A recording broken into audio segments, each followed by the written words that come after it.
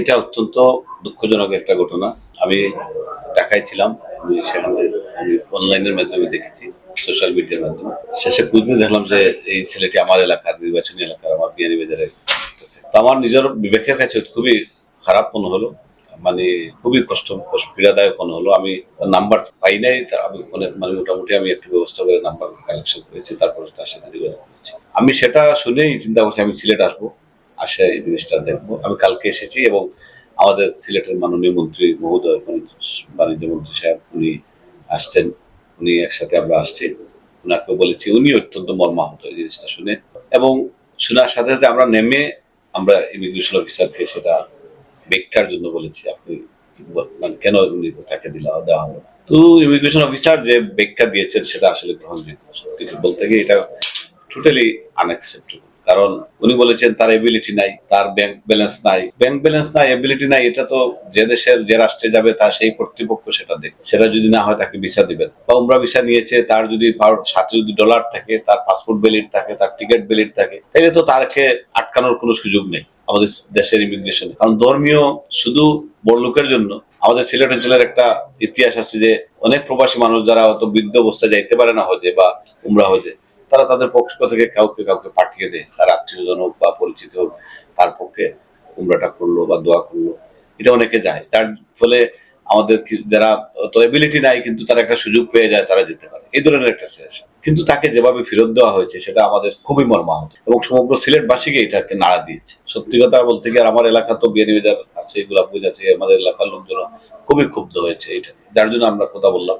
কিন্তু উনি সদুত্তর দিতে পারেন নাই, ওনার যে কথাবার্তাগুলো আমাদের কারো পছন্দ। আমাদের মাননীয় সিলেটের সিটি কর্পোরেশন প্রশাসক সাহেব ছিলেন, উনিও ছিলেন, উনিও কথা বলেছেন, আমরা কথা বলেছি। পরবর্তীতে যেহেতু তিনি সরকারি কর্মকর্তা, তাদের হাইয়েস্ট অথরিটি যারা আছে, আমরা তাদের সাথে কথা বলেছি, এবং আমরা আগামী দিনে আমরা সেটা লিখিতভাবে সেই কথাগুলো প্রসিডিউর করবো, যাতে এটার একটা সুষ্ঠু তদন্ত হোক, ভবিষ্যতে যাতে অন্তত সিলেটবাসী কোন মানুষ এই হয়রানি থেকে রক্ষা পায়। কারণ আমরা চাই না এইভাবে। এর আগে কিছুদিন আগে কানাডায় যাওয়ার সময় এইভাবে আমরা আমাদের মনে আছে যে এয়ারপোর্ট থেকে বিদায় করে দেওয়া হয়েছে। কারণ যে দেশের রেমিটেন্স আসে বিদেশের প্রবাসীদের কাছ থেকে, এদেশে যদি আমরা প্রবাসীদের সাহায্য করার বদলে আমরা যদি এইভাবে ডিপ্রাইভ করি, তাদেরকে অবস্ট্রাকশন করি, প্রতিবন্ধকতা তৈরি করি, তাইলে তো আমরা আমাদের যে লক্ষ্য, বর্তমান সরকারের যে লক্ষ্য, এই লক্ষ্যতে আমরা এগিয়ে যেতে পারবো। সুতরাং আমরা মনে করি এটার একটা বিহিত ব্যবস্থা হোক।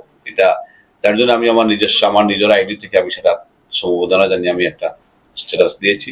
দেওয়ার পরে আমাকে অনেকেই ফোন করেছেন, যোগাযোগ করেছেন, আমি খোঁজ খবর নিয়েছি। এবং এখন আমি চিন্তা করছি তাকে আমার নিজের উদ্যোগে যাতে যতটুকু তার, উনি যে লোকটা সাহায্য করেছেন উনাকে আমি ধন্যবাদ জানাই।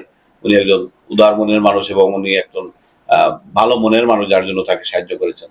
আবার টিকিট করে তাকে যাতে আবার পাঠানোর ব্যবস্থা করা যায়, এবং উনি সম্ভবত টিকিটটা হয়তো করে দিয়েছেন বা করে দিবেন, বা বাকি রেগুলার আগে আমি তার জন্য আমি তার পক্ষ থেকে ব্যবস্থা করবো, করে তাকে পাঠিয়ে দেবো। আপনারা সবে দেখছেন আমার 19 তারিখ ফ্লাইট আসলো 12:50 ওনটাকে আমার পুলিশে বার করে দিলাইছেন, আমার ফ্লাইট দিছেন না। এটা লইয়া আপনারা আমার বহুত সহযোগিতা করছেন, মিডিয়ার ভাই হলে আমার বহুত হেল্প করছেন, আমার দেশের যত মুসলমান ভাই হল আসলে সবে আমার হেল্প করছেন। একটা সরকার পর্যন্ত গিয়া পৌঁছিছেন। এমপি সাহেব আমার সিলেট আনছেন, আমার এমপি সাহেব আনিয়া আমার কথা শুনছেন, আমার সান্ত্বনা দিছেন, এবং কি যেদিন এমপি সাহেব শুনছেন ওদিন তাকেও এমপি সাহেব আমার লগে আসলা, আমার নিয়া মাতিছেন, আলোচনা করছেন। এখন আমার সিলেট ডাইরেক্ট এমপি সাহেব তানোর অফিসে আনছেন, আনি এমপি সাহেব আমার লগে আলাপ করছেন, আলাপ করিয়া তাই আমার দায়িত্ব নিছেন, এবং কি আমারে কইছেন আমার আর্থিকভাবে সহযোগিতা করবা, এবং কি আমারে তাই তার নিজ দায়িত্বে আমারে ফাটাইরা উমরা হজ। আমি অনেক খুশি হয়েছি, আমি ধন্যবাদ জানাইরাম সরকারে, আমার এমপি সাহেবরও ধন্যবাদ জানাইরাম যে আমি একজন অসহায় মানুষের পাশে যেন তাই দাঁড়াইছেন, ওখানে লাগে আমি ধন্যবাদ জানাইরাম আমি এমপি সাহেব।